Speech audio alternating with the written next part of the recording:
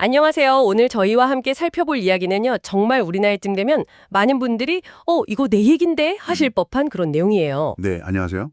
보내주신 글들 보니까 다들 좀 비슷하게 느끼시는 것 같더라고요.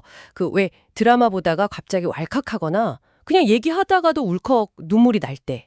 맞아요. 또 아무리 푹 쉬어도 몸이 그냥 축 처지는 그런 느낌 있잖아요. 네, 있죠. 아, 나이 들어서 그런가 보다 하거나 이거 갱년기인가 싶기도 한데.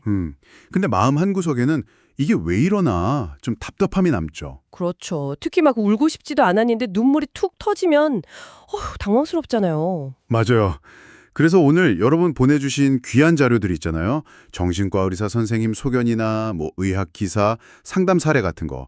이걸 토대로 이런 문제들을 좀 더 깊숙이 한번 들여다보려고 합니다. 네, 아주 흥미로운 자료들이 정말 많았어요.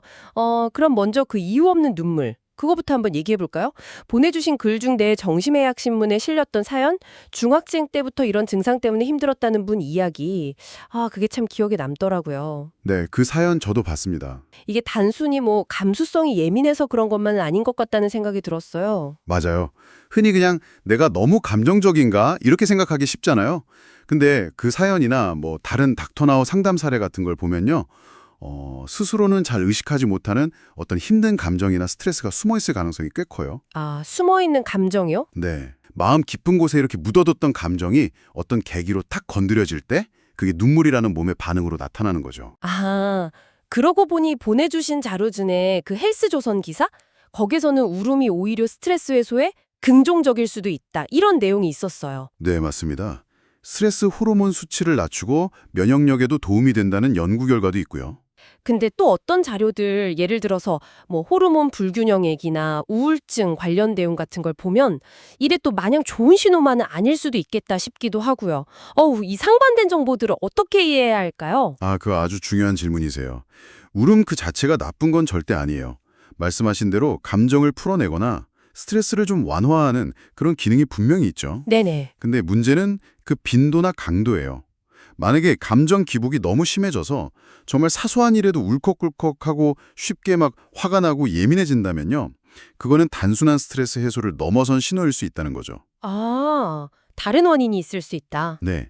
우리 또래에는 특히 폐경기 전후 호르몬 변화 때문일 수도 있고요. 아니면 좀 더 깊게는 위키백과 자료에서 설명하는 주요 우울장애 같은 그런 마음의 병일 수도 있으니까요.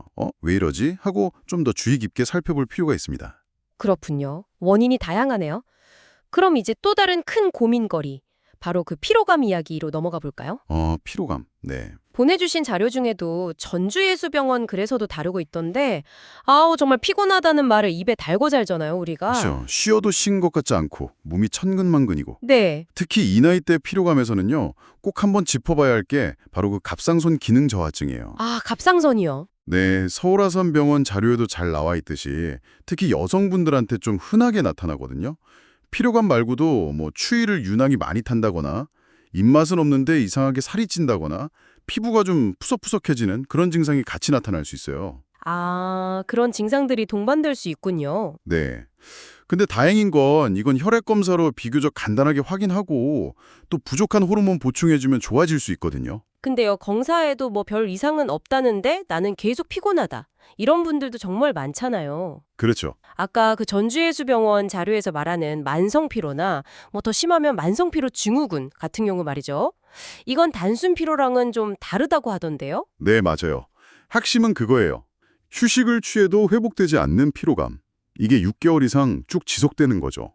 그냥 피곤한 걸 넘어서 기억력이나 집중력도 좀 떨어지고 몸살 난 것처럼 온몸이 쑤시고 아프고 근육통이나 관절통 같은 게 같이 오기도 하고요. 아, 6개월 이상이요? 꽤 기네요. 네. 그리고 또 하나 정말 중요한 게 수면 부족이에요. 연합뉴스 기사에서도 나왔었죠. 잠을 제대로 못 자면요. 피로가 쌓이는 건 당연하고 심하면 불안감까지 커질 수가 있어요. 그래서 잠의 질이랑 양, 이것도 꼭 점검해 봐야 합니다. 야, 이렇게 쭉 얘기를 듣고 보니까 이유 없이 눈물이 나거나 계속 피곤한 게 단순히 아이고 나이 탓이지 하고 넘길 문제가 전혀 아니네요. 그렇죠. 스트레스, 호르몬, 갑상선, 잠 문제, 심지어 우울증까지 와, 정말 다양한 원인이 이렇게 얽혀 있군요. 네, 맞습니다. 그럼 대체 언제쯤 이건 그냥 넘기면 안 되겠다. 전문가 도움이 필요하겠다. 이렇게 판단을 해야 할까요? 보내주신 자료들에서 좀 힌트를 얻을 수 있을까요? 여러 자료들, 특히 뭐 정신의학 신문이나 위키백과 같은 곳에서 공통적으로 제시하는 기준 같은 게 좀 있어요. 만약에 이런 증상들이 한 2주 이상 계속되면서 일상생활에 좀 어려움을 느낀다. 예를 들어서 뭐 직장 생활이나 집안일 하는 거, 아니면 사람들 만나는 거, 이런 게 좀 힘들어진다 싶을 때요. 네, 일상생활에 지장이 생길 때. 네. 그리고 또 스스로가 너무 무기력하게 느껴지고 내가 왜 이러나? 난 가치가 없나? 이런 생각이 든다면 그때는 정말 망설이지 말고 전문가를 찾아보시는 게 좋습니다. 신체적인 문제랑 정신적인 문제를 같이 봐야겠군요. 맞아요. 신체적인 문제, 뭐 갑상선이나 호르몬 같은 거랑 정신적인 문제, 우울이나 불안 같은 거를 함께 점검하는 게 중요하고요. 필요하다면 종합심리검사 같은 것도 원인을 찾는 데 도움이 될 수 있습니다. 그래도 병원에 가기 전에 우리가 스스로 좀 해볼 수 있는 그런 노력들도 있겠죠. 자료들 보니까 공통적으로 좀 강조하는 부분들이 있던데요. 아, 그럼요. 당연히 있죠. 가장 기본적이면서도 제일 중요한 건 역시 규칙적인 생활이에요. 뭐 무리하지 않는 선에서 꾸준히 걷기 같은 운동을 좀 하고 또 영양 골고루 갖춰서 식사 잘 챙겨 드시고 그리고 충분히 주무시는 거. 이게 기본이죠. 네, 기본이 중요하죠. 그리고 스트레스를 좀 잘 다스리는 나만의 방법을 찾는 것도 중요해요. 혼자서 막 끙끙 앓기보다는 믿을 만한 친구나 가족한테 솔직하게 좀 털어놓는 거. 그것도 좋고요. 아니면 일기를 써보는 것도 도움이 많이 됩니다. 아, 일기 쓰는 거요? 네. 그리고 아까 그 정신의학 신문 자료에서 제안한 것처럼 나를 좀 울컥하게 만드는 특정 상황이나 자극이 있다면 잠시 좀 거리를 두는 것도 방법이 될 수 있고요. 네. 오늘 이렇게 보내주신 자료들을 바탕으로 쭉 이야기를 나눠보니까요. 정말 우리 몸이랑 마음이 보내는 작은 신호들을 그냥 흘려듣지 말아야겠다는 생각이 더 강해지네요. 맞아요. 다들 뭐 이 나이엔 그렇지 뭐 하고 그냥 넘겼던 그 눈물이나 피로감 속에 숨겨진 이유들을 한번 찾아보는 노력이 참 중요하겠다 싶습니다. 네, 맞습니다. 결국 가장 중요한 건 자기 자신을 좀 세심하게 돌보는 그 마음인 것 같아요. 괜찮다고 그냥 덮어두기보다 왜 그럴까? 하고 질문하고 좀 더 적극적으로 관리하려는 그런 태도가 필요합니다. 네. 오늘 이야기를 들으시면서 어머, 딱 내 얘기네 하고 느끼셨다면요. 이번 주에는 딱 한 가지만이라도 한번 스스로를 위해서 실천해 보시는 건 어떨까 싶어요. 아, 좋네요. 작은 실천. 네, 보내주신 자료들에서도 다 강조했듯이 작은 실천이 중요하니까요.